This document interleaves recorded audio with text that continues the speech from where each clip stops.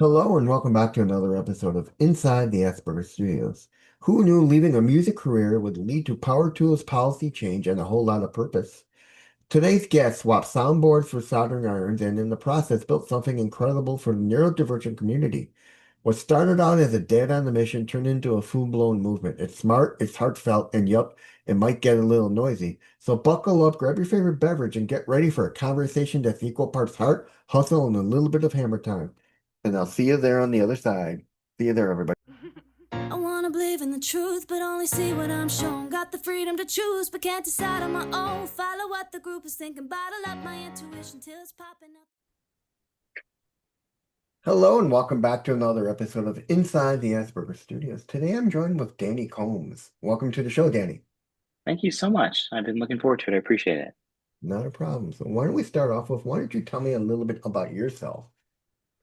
Oh, well, I'm kind of a kooky one. I'm eclectic. I like doing a lot of different things, but I'm very fortunate. I grew up in a pretty amazing family of tradesfolk, and that has really kind of defined a lot of where my career has gone, where my great grandfather and grandfather worked in aerospace. My dad was a general contractor, an individual with a physical disability that was dove into a pool to show off for a female companion and ended up compressing C2 and losing baseball and his career and kind of having to start over and what that looked like for him. But the way that he's overcome and succeeded has been profoundly inspirational to me. And he also was the one that taught me, carpentry and auto mechanics and welding and all these different skills that I was able to use when I helped when I started TACT, Mhm. and also support my son Dylan, who's autistic. So when you grow up in a background like that, you don't want to be fourth generation. You're like, heck no, I'm going to go run away to Nashville and do music for a living. So that's exactly what I did, and it worked out. So I've been very fortunate. I've got to do music and start nonprofits, and now I'm working for the state of Colorado as the inaugural director of the Colorado Disability Opportunity Office, and been Air Force reservist, and which I've been very, very proud of, and I'm very grateful to serve, and even co-founded the Colorado Neurodiversity Chamber of Commerce, which is the very first neurodiversity chamber of commerce in the entire U.S. And now getting a chance to work with other states to get those up all over the country. So it's kind of cool the way that it's gone, and it's kind of you never know where things are going to go, and the role that your family plays in shaping your life. So yeah. First of all, I gotta say, I am honored to have someone such as yourself on my show. It's a privilege to have you here. Well, thank you. It's very kind. And let me ask you, what drew you into the space of advocacy and employment equity? What was that moment or experience that really sparked your mission? Yeah. My son, Dylan, for sure. When I saw, when he was first diagnosed with autism, he's now 16. This was, when he was just a couple of years old. Um, they didn't seem to know as much as they do now, but even then, just like now, they give you kind of a notebook that's not even a real book, and they just kind of say good luck. They don't really give you the details. And everything about it looked at him like it was a deficit, like there was something wrong, and that just wasn't my mindset at all. And when I kept reading and researching and diving into what the future looked like for him, that became completely unacceptable. So, I mean, it was very selfish. I mean, it was a dad, right, trying to make the world better for his son. And the more I got into it, the more families I met, the more community members I met, and the more I felt like me. I mean, that's how I found that I was neurodivergent. I mean, for a lot of us, when your kids get diagnosed, then all of a sudden you're talking to all these doctors and psychologists and therapists. They kind of pull you over and they're like, hey, we know we just diagnosed your child, but why don't we talk? And it's kind of funny how that ends up happening.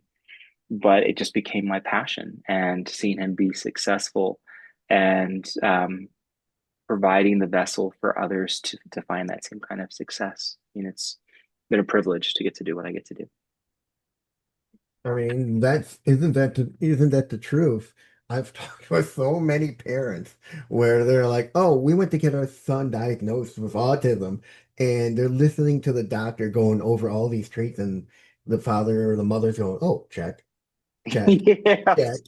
check," and they turn to the doctor and they're like, "I have the same things he does or she does. Does Uh-huh. that mean I'm autistic as well?" And they're like you said, let's have an appointment and talk about Yeah. it.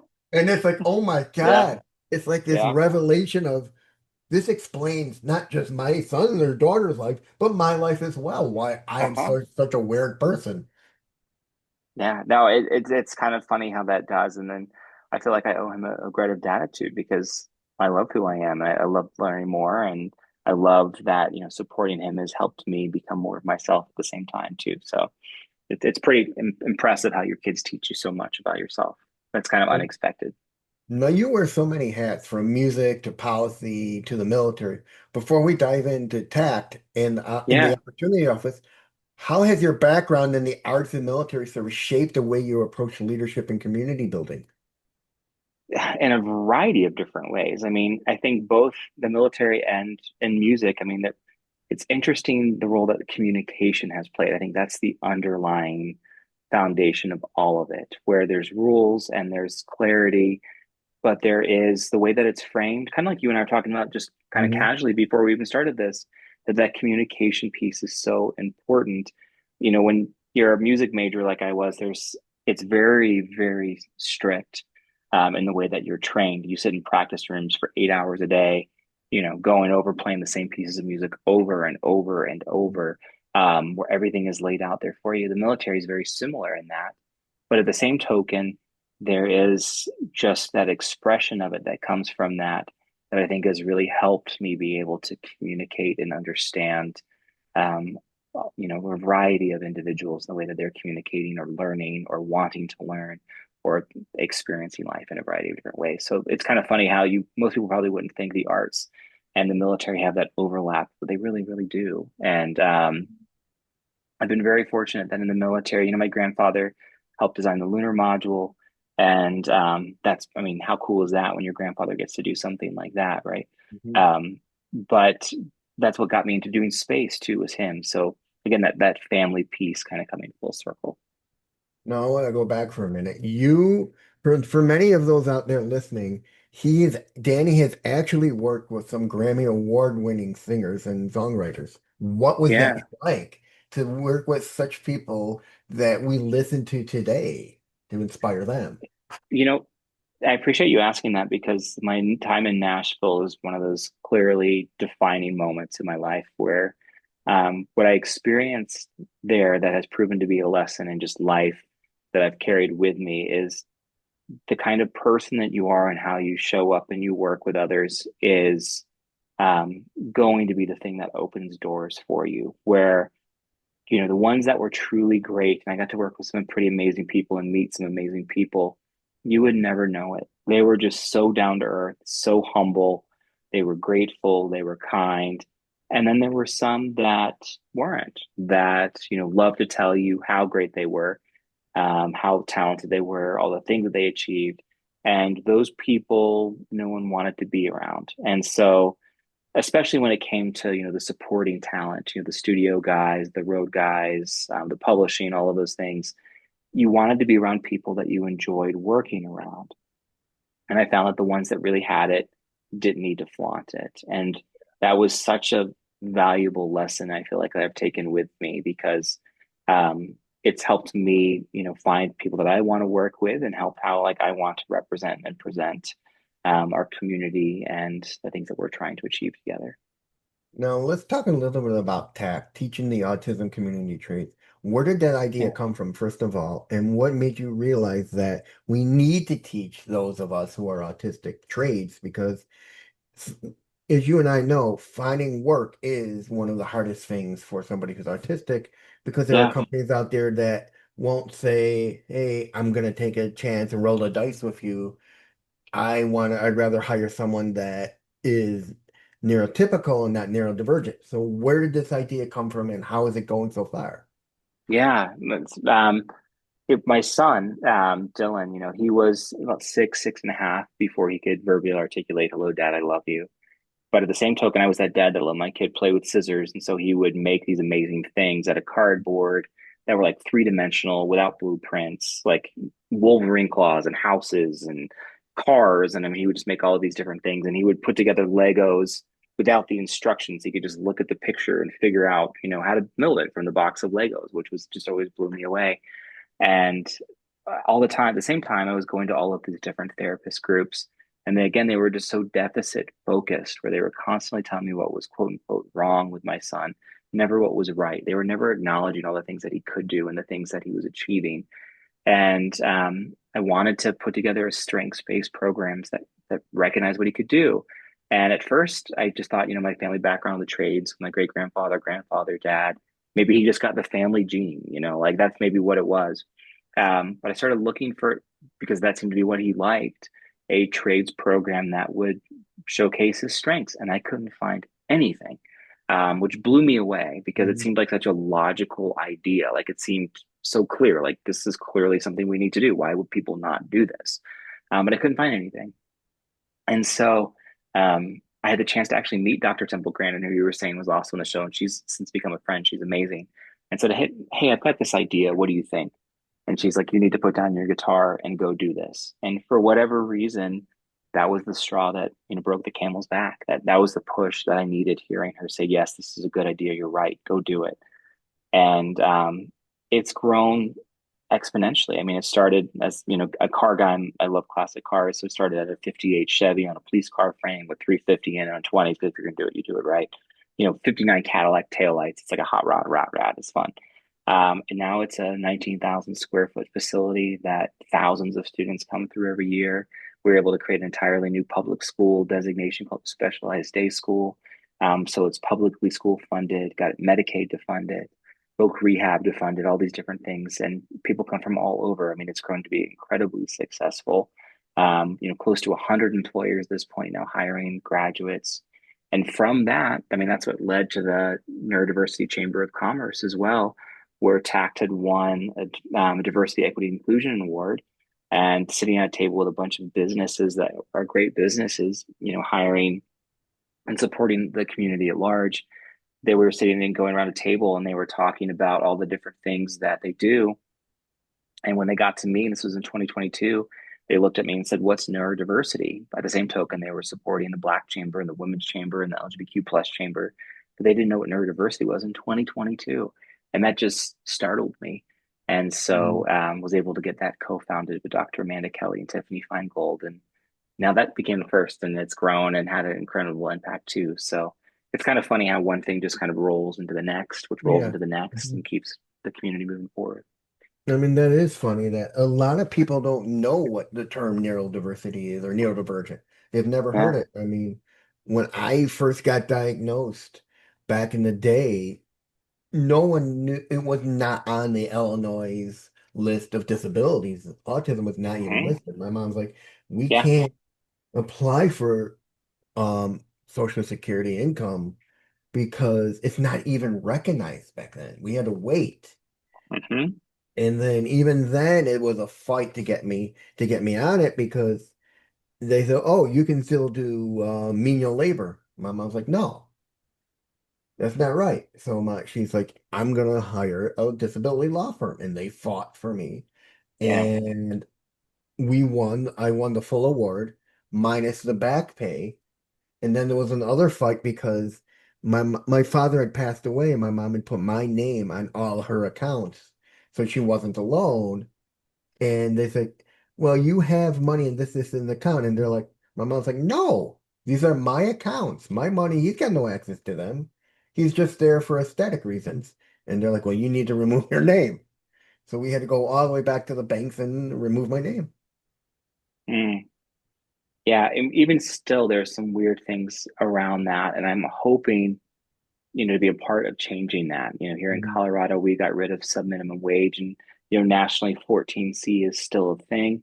It's wild to me that people with disabilities can be paid less than minimum wage. That still takes place. That people don't even know about that. And we just went through an election year, and not to get into politics, but like, why didn't that come up? Why didn't either candidate bring up that there is a huge community of individuals that it's illegal to pay them less than minimum wage? That's wild. Or that employers have ratios of people with Yeah, that disabilities or neurodivergent, they can hire a person neurotypicals. Like that's alarming to me. And it's the unawareness that the community by and large has around that is still startling. I mean, that is. I mean, you think about it, the sheer number of those of us who are unemployed and the fact that in order to keep your Social Security income, a company's got to pay you less than most people. Yeah, And how is that even fair it's to not. begin with? It's not fair at all. And I mean, to have those conversations and get that started, it's going to be a lift. But I think, we're at a neat time where we have, a growing community of voices that are getting louder and starting to be more recognized. So I think as we have more conversations like this and platforms like yours to bring it out to the public and help others learn about it, we need people talking about it and we Yeah. need it out there. We need more and more of that all the time. I mean, the problem is, I think, and my friend and I have said this, and people have said this, what we get for Social Security income is not livable. No, it's It's not absolutely livable. not livable, and it keeps our community in poverty, Yeah, and like it keeps them disadvantaged, and it's not fair, and it's not right that that's taking place, and so that is totally gonna need to change. I agree. that's why we have people that I've talked to, like Paula Banyan, who's created the four places in the DC area for affordable living for those who are disabled. We Hmm. need places like that because what happens to the kids after they graduate and they need work or they have work? They need a community. There is no community if you go off on your own. You need to be supported by your own village. Oh, 100%. That's not an institution. I would just clarify that distinction because there is a propensity and tendency for some people when they hear that setting that up to be like, oh, we can just set it up and like slip back into that institutional mindset. And those are not Mhm. the same thing. They're not synonymous. And so I always get where, and you obviously did not suggest that, but like, that's another battle too, because sometimes when you have conversations with certain people, they try to slip back into that mindset. And that scares me too. So, um, yes, we need absolutely more. I mean, the people down in First Place in Arizona, I'm not sure if you've had the chance to talk to Denise Resnick, but Not if yet. not, I would love to introduce you. Denise is Please amazing, and do. the work that they have done in Phoenix and beyond, it's pretty powerful. And she actually has a conference every year where she brings people from all over the country. Sounds like your friend in DC that come and learn about how to do that and make that possible. Which we need more leaders like that for sure. Now, you have a very big position. You are the inaugural director of Colorado Disabilities Opportunity Office. There's Yeah. only one other position kind of like that out of country called the Assistant Minister of Autism. They're the same, they're the exact same person, just about. You help those who are autistic and you work to get them their rights. You give them everything they need.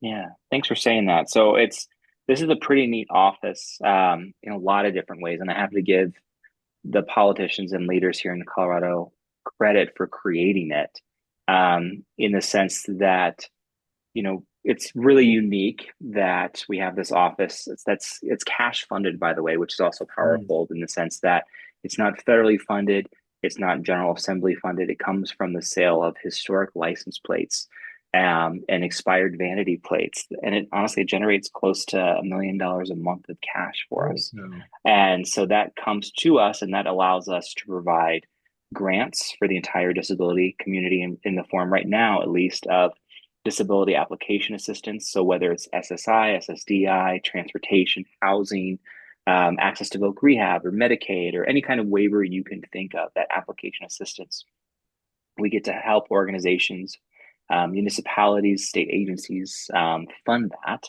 And then same thing with new and innovative, where there's same thing, for profits, nonprofits, people with LLCs, corporations, et cetera, that are having programming that advance the lives of people with disabilities and autistic individuals and neurodivergent individuals forward.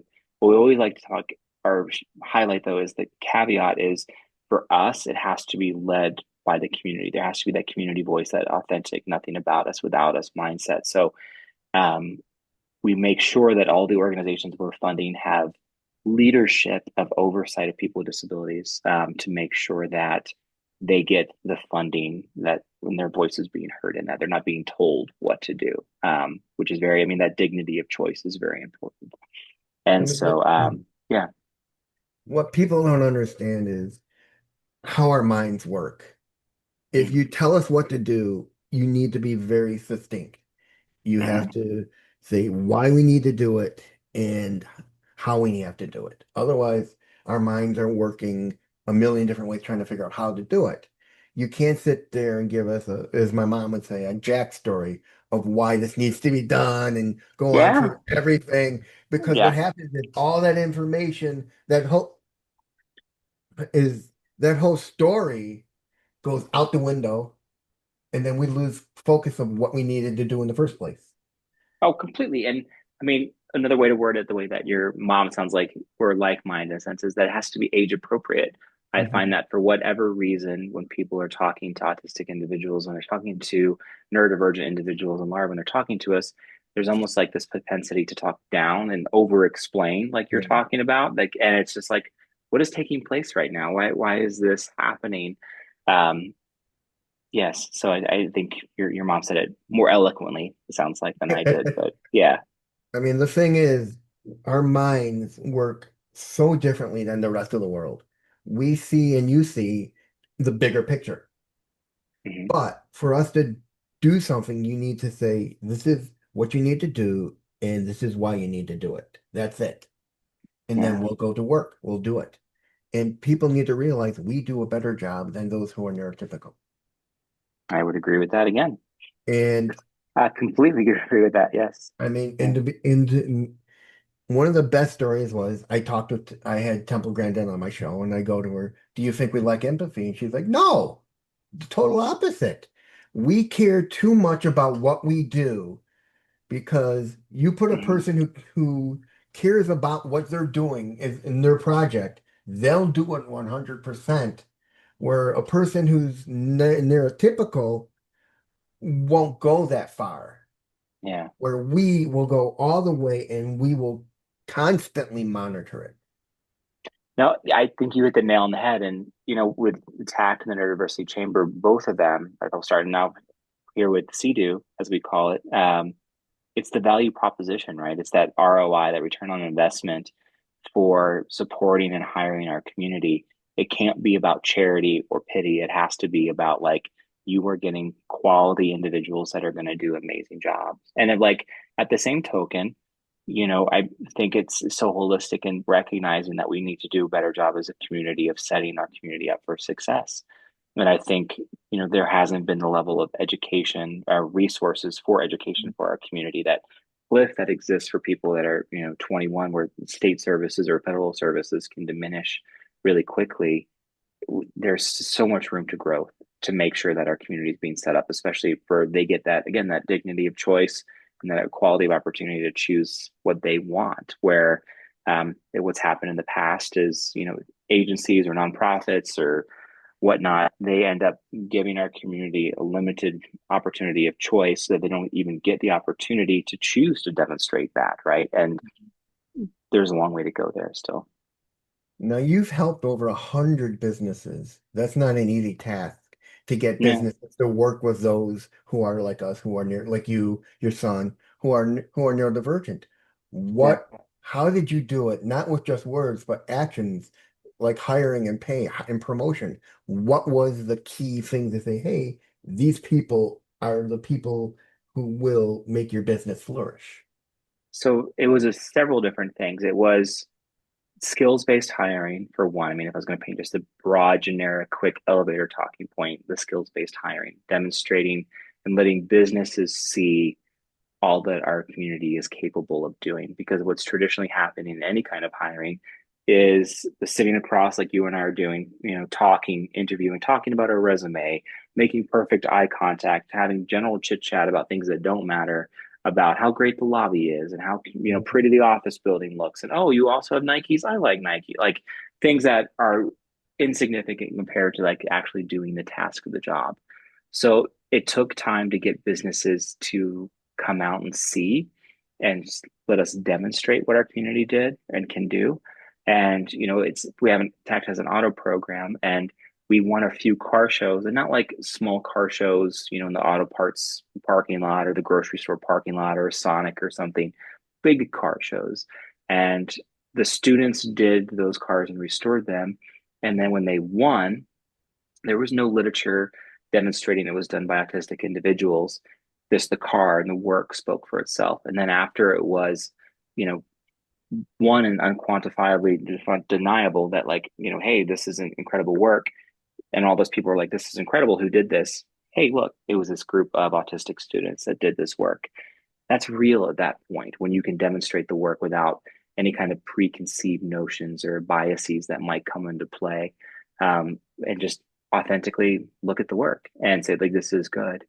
And the amazing part about it is once businesses started, then others joined in by word of mouth because those businesses were so happy. They would go to others and tell their buddies. And especially in the trades, there's depending upon what report you read, every 5 to 7 that are leaving the trades, only 2 more are coming in. So people need workers, a lot of workers. I mean, there's a huge, huge opening right now in the skilled trades for more work. And so they would hire from TACT. They'd be satisfied. They'd go to their buddies and say, hey, I hired from this nonprofit. The kids are incredible. The young adults are incredible. You need to go check this out too. Then they would call us and then they would tell their buddies and they would tell their buddies. And that's one of my favorite parts about it in the sense that it empowers the individuals that, went through the training that got employed. They get to become the incredible spokespeople for our community and demonstrate all that's possible. And they're getting now their peers hired because of how well they've done. That's pretty cool. Yes, sir. And so, I mean, it's not all sunshine and rainbows. I mean, like there have definitely been misses too. I mean, there's been managers that need training, mid-level managers that need trained, coworkers. Like it's not like once an autistic individual or neurodivergent person's hired, it's sunshine and rainbows and everybody's happy. There's still prejudice and biases that Yeah. exist among those, and so then that's where the training comes in. We provide those trainings and helping with transportation and helping with family supports and able accounts and special needs trusts. And, like you're talking about with working, how much work is possible for losing benefits and having those conversations. And it's a very multi-layered, complicated thing, but businesses are hungry to hire talent and our community has a lot of talent. And it's like this giant elephant in the room where they didn't even know this pool of individuals was even available. And the cool thing about the trades, for example, at least with TACT, is that so many businesses have embraced English as a second language. They've created these incredible task analysis tool or color coded charts that are directions of how things should be done that work really well to give out instructions in place for our community at the same time. So it's almost like they put in the infrastructure and didn't even know they were doing it, which is pretty cool. Now, you also co-founded the Colorado Neurodiversity Chamber of Commerce. It's the first Mhm. of its kind. What does this chamber do that's so different than traditional chambers? A great question. It's an authentic chamber for neurodivergent individuals to have their voice heard. Again, it's that idea of nothing about us without us. What's happened a lot in the past is our community has been told or misrepresented by people that are not part of our community. It's wild to me. Like you think about the fact that the Black Chamber, the Women's Chamber have been around for decades, if not 100 years at this point. If there was a male running the Women's Chamber of Commerce, people would rightly so probably be like, "What's taking place?" Neurodivergent individuals represent 20% of the community, yet we still don't have a voice or a seat at the table. And so it's giving that seat at the table to help businesses understand what hiring should look like, advancement should look like, retainment should look like, promotion should look like, the entire gamut. I mean, there's already still so many neurodistinct individuals that have gotten jobs that have struggled and are fearful to like ask for supports because of repercussions or whatever, things that they think might happen. And they're right to think that because stereotypically those things do happen. There was a report that came out of the UK where, I mean, I appreciated at least the honesty of the HR people that they said 50% of HR managers said they would fire somebody if they would disclose that they were neurodivergent. I don't appreciate their actions, but I appreciate they were at least honest about it because that lets us know what, bias is really out there so we can try to work with them and change those preconceived notions. I mean, that's funny that you brought that up because that's always been a kind of a conundrum I've always wondered about is when do you put it on your resume or your application that you're autistic? Do you tell them beforehand? Do you tell them afterhand? Or Mm-hmm. because there's that worry of if I tell them after, they're gonna think I'm lied on my resume just to get the job. And now, Yeah, well, are they gonna fire me because I just told them this because it's a lie? Because you and I know, I mean, they can't blatantly say we're not gonna hire you because you're autistic or you're neurodivergent, because that would be a discrimination. So yep, they're gonna find some bullshit reason to say, I'm sorry, you're not qualified enough. So what totally is the agree. answer to that? Totally agree. Well, I think we have to normalize neurodivergence, and like let the community again see the strengths and talents. And I know here, in Colorado, the Department of Labor Employment, which CDU is housed in, there's a disability hiring preference, just like in the state has a hiring preference for veterans, where they actually look at that as a good thing and actually try to support it.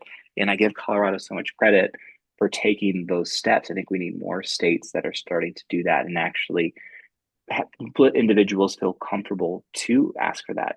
The great irony with that, and what you were just talking about, is you're right, is the average HR cost to rehire somebody after somebody quits, retrain them, is $2,500. The average ADA accommodation is $500.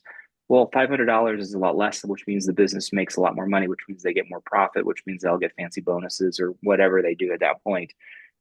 That's better business by supporting the individuals. And when you do that and you show one that you're supporting them, you're also then developing a community and a culture of support and acceptance and like genuine inclusivity at that point.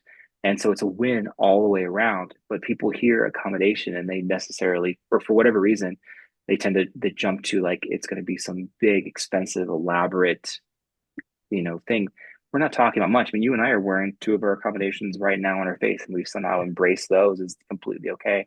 Why is it that, having fidget toys, like I keep a variety of ones, or the appropriate chair, or the appropriate lighting, or ramps, or whatever you go from there, the way that it's communicated, that's not big lifts. I mean, a lot of times this is like free stuff that people can get done. And I don't know what the aversion is at that point because it makes better business and makes them more money. So it's helping those businesses see that at that point. Now now you received a lot of attention from some of the biggest places in the world, the White House, the Pentagon, major networks, even the Congressional Medal of Honor, Mhm. Society Citizens Honor Award. Huge congrats on all of that. How do Thank you you. keep yourself grounded amidst all the praise you've gotten? Well, it's not about me. I mean, I think, that's my dad's great lesson that he taught me. I kind of jumped over it earlier, but, with his physical disability, he was signed to play ball with the St. Louis Cardinals and dove into a pool and hit his head in the bottom and compressed C2 and Oh, became God. quadriplegic. Um, he's a miracle in the sense that he's able to move as much as he has and achieve as much as he has. But, one of the lessons that he raised me with is that it can all go away. I mean, I didn't do any of this by myself. I'm very fortunate that I get to work with incredible individuals, incredible family, and like, Becky Mershon, or now Combs, because we just got married actually last week. My wife, she is every bit as responsible for all of that success. We're finding a teammate that you can build this with is equally important. And so I just find myself grateful that I've been able to meet people that also agree that, working as a team is important. And it's not about one individual, it's about all of us. Right. Now, you've published a #1 book on Amazon. What Yeah. inspired you to write such as supporting those who are neurodivergent and autistic people for transition into adulthood? And what do you hope your readers will take away from it? Yeah. You got to love the long title that the book publisher came up with, right? I get a lot of people that have asked questions about how we've been able to do it. And I want to share. I mean, I'm still surprised that more people haven't copied us, honestly. I mean, it's expensive the way that TACT has gone about it, all the things that we've done. It's hard for sure, but it's not undoable. And so, as a member of the community, I want to others in the community to do the same thing. I mean, like this only moves forward if we all work together. And so I wanted to kind of give a blueprint, if you will, like an outline, like, okay, great.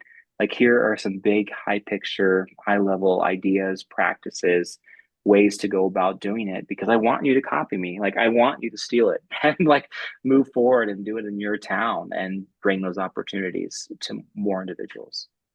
Now, I gotta ask this. I mean, with all your initiatives, policy wins, what is one of the biggest success stories that sticks with you? That one moment that reminds you why you do what you do?